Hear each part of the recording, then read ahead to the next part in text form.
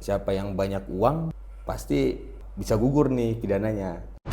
Pelapor sama telapor ini karena sudah emosional. Lebih mengutamakan emosional dan ego Emosional, biasanya ego tuh Mas gitu. Bro ya. Kayak saya bilang tadi itu, mungkin puasnya, gue puasnya nih kalau dia itu di penjara, Dihukum. dihukum, bisnisnya hancur gitu.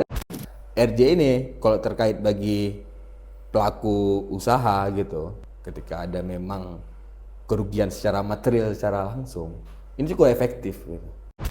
Misalnya dalam tempo beberapa waktu dia melanggar terkait apa yang sudah dijanjikan di RJ, Iya. secara otomatis dia seharusnya bisa ditersangkakan.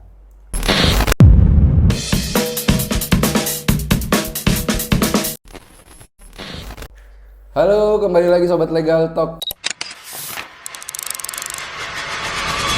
Kali ini kita akan membahas tentang restoratif justice, yang mana restoratif justice ini adalah pendekatan penyelesaian perkara pidana di luar pengadilan yang menitikberatkan pada pemulihan kerugian korban dan rehabilitasi pelaku.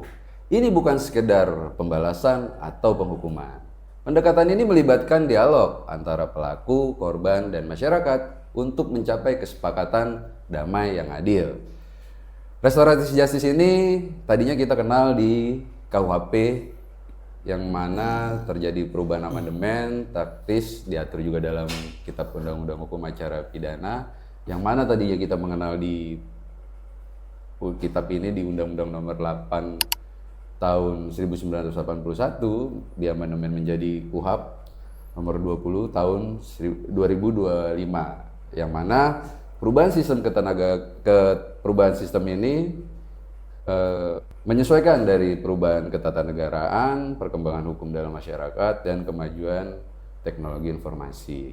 Hari ini gue nggak sendiri, gue ditemani oleh sahabat saya, teman saya, rekan saya.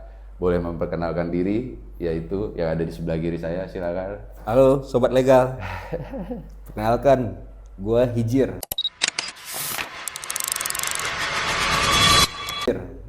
Kebetulan saat ini jadi managing partner di Serambi Law Firm. Jadi partner di Legal Vibe juga ya. Oke, selamat datang Bang Ijir. Siap. Sehat selalu, Bro. Gimana nih terkait dengan perubahan dan perkembangan informasi baik di KUHP dan di KUHP ini terkait dengan restoratif justice ini? Ada nggak sih beberapa pengalaman yang bisa disampaikan kepada sobat legal ini? Ada nggak sih perbedaan antara pengalaman dalam penanganan langsung di lapangan dalam penanganan perkara maupun di teori ini dalam RG ini? Ada nggak sih persamaan sesuai dengan teori atau bertentangan dengan teori yang berkembang saat ini? Bisa dijelasin, Mas Bro? Siap. Sebenarnya di RJ ini cukup menarik gitu ya.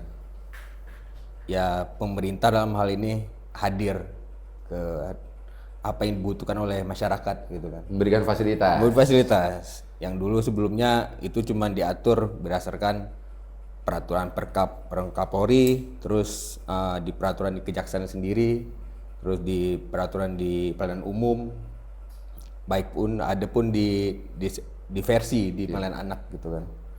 Nah semenjak ada KUHP baru dan KUHP yang baru saja disahkan di DPR itu dari peraturan-peraturan dari instansi lain itu menjadi undang-undang yang dimana cukup lama juga kita di KUHP sama KUHP itu kan itu warisan dari zaman hukum Belanda dulu gitu ya. Menunggu berarti perubahan. Nah hari ini dengan hadirnya KUHP itu sebenarnya sudah hukum itu kan mengikuti apa yang maunya masyarakat gitu. Iya.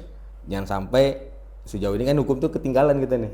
Masyarakat duluan maju, hukum baru mengikuti gitu. Nah hari ini hukum ini mengimbangi nih. Iya. Dimana kalau bernamanya sudah pidana, kalau yang di KUHP baru dulu itu istilahnya setiap orang melakukan tindak pidana, hukumannya itu ya pasti ya penjara. Iya. Dulu kan kita kenal tuh siapa hukum pidana itu mengenal hitungannya itu pembalasan lah. Pembalasan. Yang sekarang kan sudah mulai melunak, di mana menyesuaikan paradigmanya kepada masyarakat supaya bisa mendapatkan win-win solution secara adil ya Mas Ijir. Ya? Istilahnya kalau ada korban gitu, namanya si korban ini ketika dia udah melapor si pelaku ya targetnya harus masuk penjara gitu. Itu baru titik puasnya. Dulu. Cuman kan di KUHP baru kita ini dan KUHP baru kita ini mengatur, ya saya rasa ya cukup adil lah. Walaupun banyak beberapa persepsi yang muncul di masyarakat, wah ini siapa yang banyak uang pasti bisa gugur nih pidananya. Tapi kan nggak begitu. Iya. Karena kembali lagi, dan bukan pun juga di posisi RJ ini, misalnya si korban nih, ada beberapa ya rekan-rekan kita yang di kepolisian lah sampaikan gitu. Wah di RJ ini si korban ini memanfaatkan RJ ini untuk mencari uang gitu. Gitu. Makanya dalam hal ini pun di rekan-rekan polisi sendiri pun benar-benar terhadap RJ ini itu disesuaikan banget gitu. Harus mengikuti. Jangan sampai gini, si korban ini kadang kan gini. Ada terjadi pemukulan, berantem lah gitu, cekcok gitu. Lecet sedikit, lapor, tapi ada tujuan lain niat gitu. Nah, harus diimbangi juga si pelaku ini mampu atau enggak gitu. Berarti secara keseluruhan dari tingkat rekan-rekan penegak hukum, terutama penyidik nih Mas Broijir ya. Berarti mereka kan harus bisa menyesuaikan terhadap KUHP yang baru ini agar tidak ada ketimpangan baik itu dari si korban maupun pelaku. Nah, dari pengalaman yang sedikit banyak tadi diceritain, punya nggak sih pengalaman pribadi di lapangan atau di law firm sendiri terkait dengan penanganan restoratif justice ini? Ada nggak Mas pengalaman yang bisa diceritain nih? Ada sih. Yang menarik sebenarnya di RJ ini kalau kita berbicara terkait bisnis gitu, masalah korporasi gitu ya. Kayak seperti ya antara uang prestasi dengan penipuan ini kan beda-beda tipis gitu kan. Makanya kadang-kadang kalau pengusaha-pengusaha masih yang kecil atau menengah gitu, itu pasti mereka kalau kita giringnya ke uang prestasi, pasti mereka wah ini lama Pak segala macam itu. Tapi kalau misalnya kita bilang penipuan lebih senang gitu. Nah, tapi di KUHP baru kita ini itu oke lah penipuan terkait bisnis gitu. Kadang pun penipuan ini kadang nggak murni penipuan gitu kan. Ya mungkin ya ada force majeure atau seperti adanya COVID waktu itu gagal bayar segala macamnya itu, belum lagi terkait IHSG kita crash, terkait adanya perang antara Amerika dan Iran kan itu berdampak semua itu kan, harga minyak naik itu otomatis kan secara bisnis itu pasti yang terkait ada kewajiban sih mereka ada gagal bayar di situ.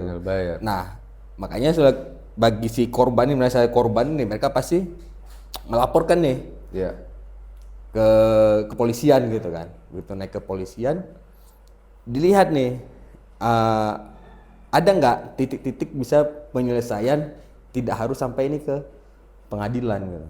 Atau penyidikan lebih dalam. Nah, makanya kan kalau di KUHP baru ini kan itu tahapnya RJ di kepolisian itu kan adanya di penyelidikan. Setelah terima laporan. Penyelidikan. Karena kalau udah naik ke sidik, itu mereka harus konfirmasi ke kejaksaan. Udah kewenangannya jatuhnya di kejaksaan. Ada nggak sih Mas tahapan-tahapan ini sebelum masuk ke dalam restorasi nih? Ada nggak sih tindakan atau tahapan yang harus kita ambil nih, sikap nih untuk melakukan RJ itu? Apakah kita memintakan kepada penegak hukumnya atau memintakan kepada si pelaku atau si yang diduga melakukan tindak pidana nih? Menurut Mas Ijir, apa tahapan yang harus dilakukan? Makanya sebenarnya itu masuk lagi itu ke peran lawyernya ya. Peran lawyer penting nih di sini nih. Karena namanya korban dan lawyer ini nggak cuma lawyer di korban ya. Lawyer di pelaku selaku terlapor atau lawyer di pelapor gitu kan. Kenapa peran di sini itu penting lawyer ini? Karena kan kadang klien kita ini nih kadang mereka masih awam nih. Kembali lagi seperti berusaha sampaikan tadi kan.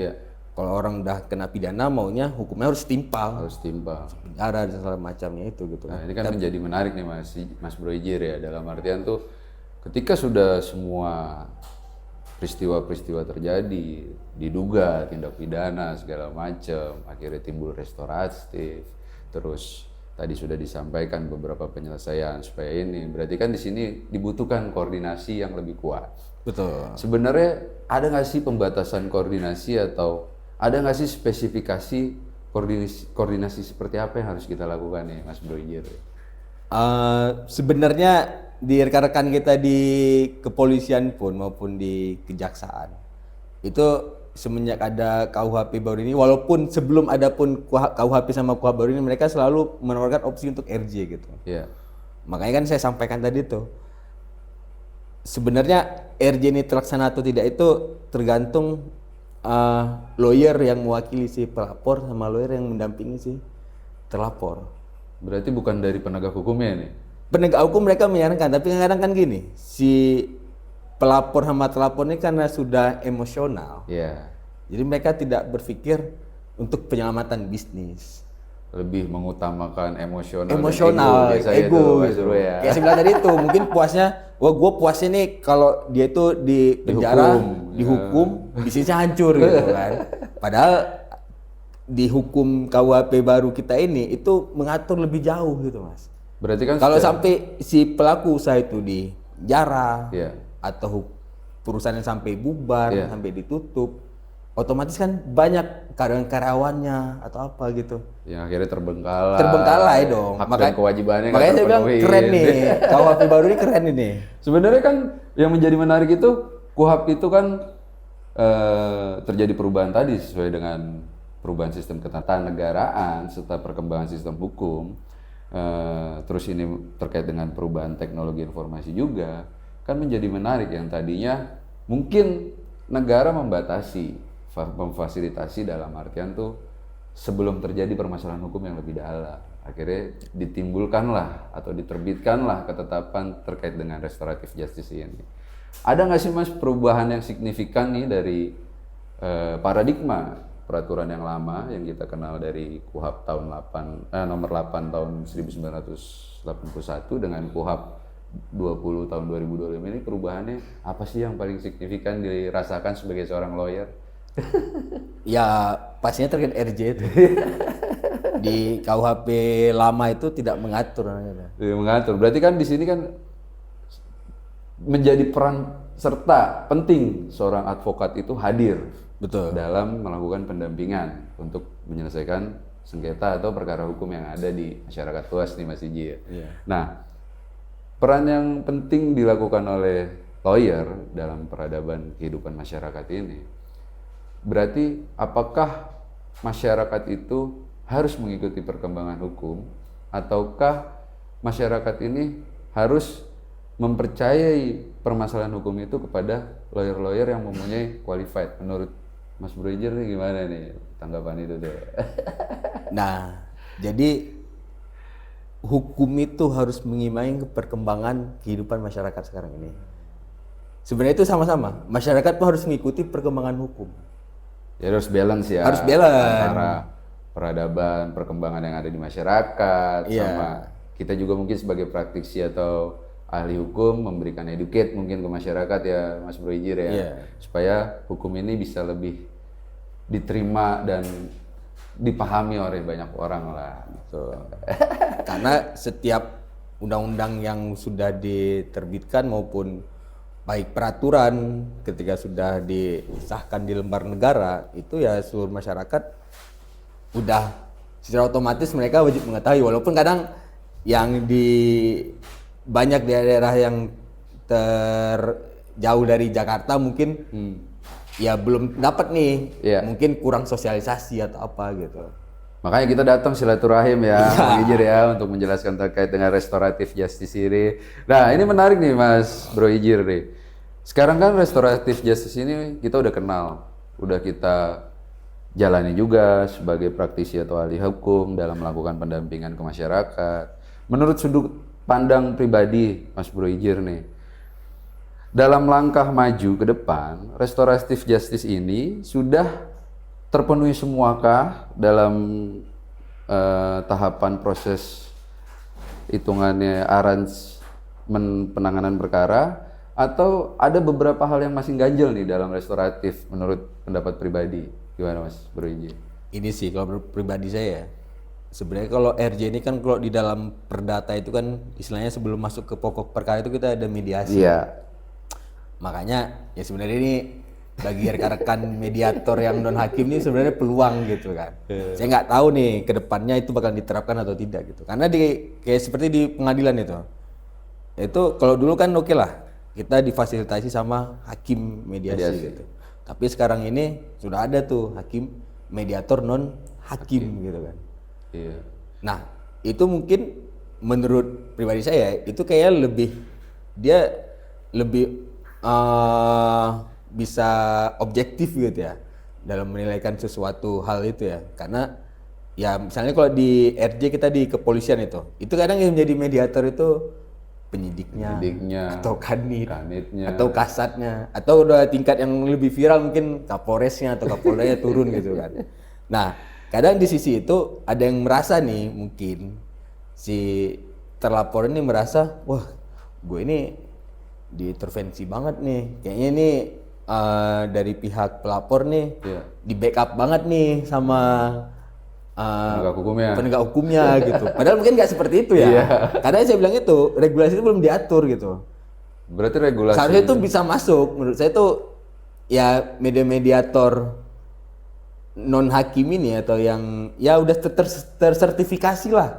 Yang memang sudah belajar mereka teknik-teknik itu. Seharusnya ini bisa di pihak-pihak penyidik di kepolisian maupun di kejaksaan kayak bisa pakai berarti secara nggak langsung harusnya tuh paradigma instrumen hukum yang terjadi sekarang ini peradabannya semestinya harus berubah ya Mas Bro ya. Kayak seperti sama dengan penanganan perdata mungkin kan sebenarnya restoratif justice ini lebih mengenal kayak mendalami kesepakatan baik dari korban maupun pelaku. Nah, yang ingin menjadi menarik adalah ketika tadi Mas Bro Ijir bilang kan bahwasannya harusnya non mediator itu masuk ke dalam instansi penegak hukum lain. Nah, ini kan mungkin menjadi evaluasi nanti Mas Bro Ijir buat para sesepuh kita deh kan. Yang diuntungkan mediator non hakim. Karena tadi kan yang kita butuhkan adalah mengembalikan keadaan semula tadi kan. Betul. Nah, dari segi restoratif justice juga nih Mas Bro Ijir nih dalam pendampingan sehari-hari ini menurut Mas Bro ini apakah sudah efektif belum sih restoratif justice ini berdampingan dengan masyarakat dalam penanganan hukumnya atau ada beberapa kejanggalan-kejanggalan yang belum selesai atau ada beberapa masukan-masukan yang menurut Mas Bro Ijir ini dalam restoratif justice ini seperti apa sudut pandangnya? Ya kalau dari sudut pandang saya sih hari ini terkait RJ ini dalam KUHP itu ya sudah cukup baik. Cuman ada beberapa penambahan saja gitu ya. Seperti difasilitasi gitu dari ada mediator yang tersertifikasi untuk mendamaikan posisi-posisi ini gitu. Karena kan sebenarnya RJ ini pun itu mereka mengambil apa yang ada di sifat keperdataan gitu. Sebenarnya makanya kalau berbicara RJ itu yang memang benar-benar terdampak itu pasti urusan seperti kalau misalnya di pidana itu penipuan, penggelapan gitu. Sifatnya itu lebih ke penyelesaian secara keperdataan ya sebenarnya. Tapi kalau misalnya terkait pidana-pidana umum gitu, walaupun pidana umum kan ada kategorinya juga ya. Ada kategori yang pidana ringan, pidana berat dan apa. Saya rasa di KUHP baru ini pun sudah diatur dengan hukuman yang seringan-ringannya, kayak misalnya pekerja sosial segala macam itu. Makanya hal-hal yang memang pidana umum itu untuk tidak dimasukkan ke RJ ya sah-sah saja kalau menurut pendapat saya ya. Karena ya seperti pengakuan bersalah gitu. Itu kan cukup membuat meringankan itu. Itu kan menganut kayak sistem hukum di Amerika gitu kan. Ketika kita menyatakan bersalah, ya kita pasti bisa dihukum di bawah hukuman maksimal gitu. Itu udah pasti majelisnya pun sendiri. Tapi kalau berbicara RJ ini kalau terkait bagi pelaku usaha gitu, ketika ada penipuan penggelapan atau apa, ketika ada memang kerugian secara material secara langsung, ini cukup efektif gitu. Cukup efektif. Tapi tadi kembali kepada kehati-hatian tadi Mas Bro Ijir ya. Dalam tahapan bahwasannya kesepakatan ini siapa yang memfasilitasi kan? Siapa yang memfasilitasi? Baik itu dari kepolisiannya atau kita ngambil non mediator atau yang menjadi rancu selama ini kan ketika restoratif ini diajukan tapi penegak hukum itu yang memfasilitasinya. Iya. Dalam artian belum ada kepercayaan masyarakat terhadap kesepakatan nanti yang dibuat seperti apa, kedepannya seperti apa, lalu penyelesaiannya sesuai dengan kesepakatan atau tidak. Mungkin itu kali Mas Brejir yang dikhawatirkan. Itu yang perlu dihitung. Karena kadang-kadang ada juga trik-triknya di situ, RJ buat perjanjian, dibayar sebagian, tujuannya nyicil, tapi tentunya nggak dibayar lagi ya kan? Nah, ini kan menjadi menarik nih. Iya. Cerita ini kan menjadi menarik untuk dalam artian kita mengerucutkan Mas Brejir. Ya, Siapa yang menjamin kepastian terhadap restoratif justice ini? Apakah penegak hukumnya, apakah lawyernya, ataukah si pelakunya dari kerugian yang ditimbulkan atas korban yang terima dari tindak pidana itu? nah sampai detik hari ini, menurut pandangan saya ya, itu belum ada yang bisa menjaminkan itu. Masih abu-abu berarti? Masih abu-abu. Belum jelas. Makanya ya mungkin ya masukan gitu ya. Mungkin bisa nanti dimasukkan nih, masukin aja Mas Jir. Iya, mungkin dimasukkan itu DRJ-nya itu di dalam perjanjian perdamaian itu dicantumin apabila dalam tempo misalnya nih, dia misalnya sebagiannya dicicil nih. Misalnya dalam tempo beberapa waktu dia melanggar terkait apa yang sudah dijanjikan DRJ, secara otomatis dia seharusnya bisa ditersangkakan. Oh berarti selama ini ada tempus, tapi tempus itu udah ditentukan. Terkadang ya tadi lah namanya manusiawi, lupa, jadi terlalai lagi, jadi problematik lagi. Tapi yang jadi menarik nih Mas Ijir, mungkin nggak sih ketika RJ ini udah disepakati nih, kita udah sepakat nih kedua belah pihak baik pelaku dan korban nih sepakat menyelesaikan perkara ini secara damai. Tapi di kemudian hari, ya kan? Di kemudian hari ini terjadi nih permasalahan yang di luar kesepakatan tadi nih. Menurut pandangan Mas Brojir sebagai seorang lawyer, mungkin nggak ini si pelaku atau yang melakukan kejahatan tadi setelah menandatangani kesepakatan dijerat hukum lagi? Mungkin nggak? Sejauh ini belum ada diatur. Belum ada diatur itu. Makanya di kepolisian maupun kejaksaan kadang-kadang kalau kita udah RJ, mereka bilang lah kalian udah damai gitu di luar itu. Terlepas dari itu saya bilang itu tidak diatur secara mendetail nih. Apabila dia melanggarkan ketentuan RJ itu, dia itu seperti apa gitu. Berarti, tapi seharusnya pihak kepolisian pun nggak salah juga sama kejaksaan karena mereka dalam aturan itu tersendiri pun belum diatur. Ini apabila melanggar nih, bisa nggak nih langsung kita tersangka? Apa itu memang sudah beralih dari urusan pidana beralih ke urusan keperdataan? Iya, tapi kan yang tadi yang dititik beratkan adalah ketika sepakat menyelesaikan sengketa atau tindak yang diduga tindak pidana, ketika ini terjadi kesepakatan mau bertanggung jawab, ke depan masih jadi abu-abu kan menjadi PR bersama. PR bersama. PR bersama dalam artian tuh menurut pendapat kita nih Mas Ijir ya, menurut pendapat kita ini bahwasannya untuk melancarkan, karena sangat disayangkan ketika negara sudah memberikan fasilitas masyarakat untuk menyelesaikan baik itu perkara pidana atau dugaan tindak perkara pidana yang sudah difasilitasi agar jangan sampai masuk ke ranah pidana, makanya diberikan fasilitas RJ. Nah, ada lagi pertanyaan yang menarik nih Mas Rijir. Ada nggak sih pembeda atau apakah seluruh perkara dugaan tindak pidana itu bisa dilakukan atau bisa dimintakan fasilitas untuk restoratif justice? Atau ada pembeda beberapa case perkara tadi baik umum dan khusus? Bisa dijelasin nggak tuh Mas? Apa yang menjadi pembeda? Ada. Yang nggak bisa semuanya itu masuk ke ranah RJ kan? Iya. Ya seperti contohnya misalnya pembunuhan gitu. Ya, pembunuhan. Itu nggak mungkin dong. Iya. Iya kan? Itu udah murni pidana umum itu. Ya. Belum lagi misalnya pencurian gitu. Ya. Pencurian itu pun dilihat dulu juga, kayak saya bilang tadi itu. Memberatkan atau tidak. Memberatkan atau tidak gitu kan. Lebih tepatnya begitu. Tapi kalau misalnya terkait yang hukum pidana yang lebih ke penipuan, penggelapan di situ. Itu posisi-posisi untuk melakukan RJ itu kesempatan itu cukup besar. Tapi kalau untuk pidana-pidana yang lain itu ya kayak saya bilang tadi itu di dalam KUHP kita sendiri pun sudah mengatur hukuman yang seringan-ringannya seperti pekerja sosial. Gitu. Sudah beralih lah intinya. Jadi enggak pidana di KUHP baru sekarang ini tidak hanya ketika kita melakukan suatu pidana itu hukuman itu tidak langsung ke hukuman tahan maksimal. badan penjara gitu enggak gitu. Iya, hukuman penjara, hukuman maksimal. Iya, ya karena dalam selnya udah penuh juga Mas. Berarti RJ ini menjadi menarik dalam artian tuh sebenarnya restoratif justice ini juga membantu instansi penegak hukum dalam artian tadi masih jelasin bisa mengurangi kapasitas overload dari lapas, rumah tahanan dan segala macamnya.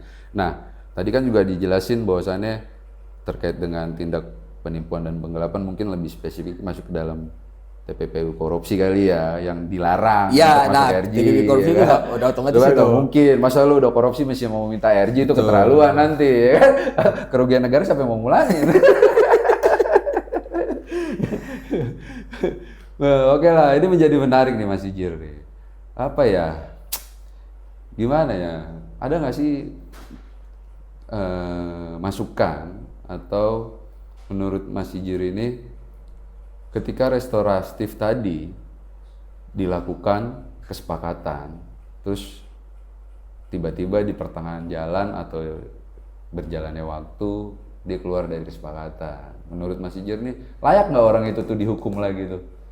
Kok menurut saya cukup layak. Berarti harusnya dalam kesepakatan itu langsung aja ditentukan kan ketika dia tidak bisa bayar segala macam bla bla bla, tentukan aja pasal yang diduga tadi mungkin dimasukkan sebagai tindakan terpenuhinya dugaan pidana tadi. Klausul terus ditambahin. Iya, jadi biar ada efek jerah juga kan. Ya supaya pun pada saat pun itu RJ-nya misalnya di kepolisian, ya walaupun mungkin ada persyaratan khusus di satu klausul ketika RJ LP-nya dicabut, tapi klausul apabila melanggar itu jangan semata-mata itu langsung masuk ke ranah keperdataan gitu.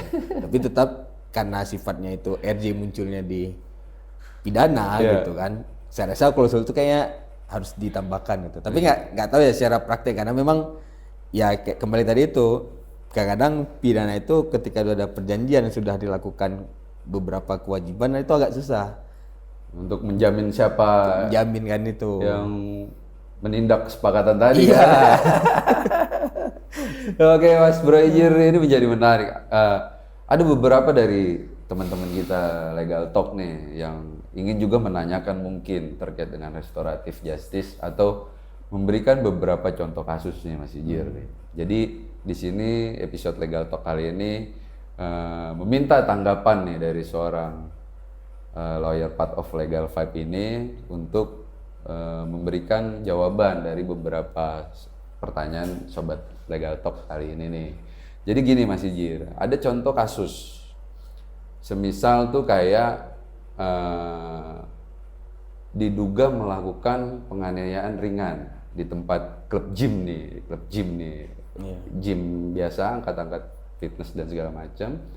Nah, di situ diduga ada penganiayaan ringan, padahal sebelumnya permasalahan itu di LP kan, ini sudah menjadi laporan nih Mas Bro nih, udah menjadi laporan diduga melakukan tindak pidana ringan. Penganiayaan. Nah ya penganiayaan. Padahal kalau sesuai dengan si korban nih, si pelaku yang diduga melakukan tindak pidana ini nih, padahal perbuatan tidak menyenangkan tuh dia duluan yang ngelakuin nih. Misalnya contoh ya Mas Ijir, kita lagi latihan gym nih, tiba-tiba kita dilecehkan lah secara nonverbal nih, kayak kita diliatin, kan kita namanya lagi olahraga fokus kan, risih kan, diliatin terus menerus kan, itu kan bisa diduga melakukan pelecehan nonverbal juga kan.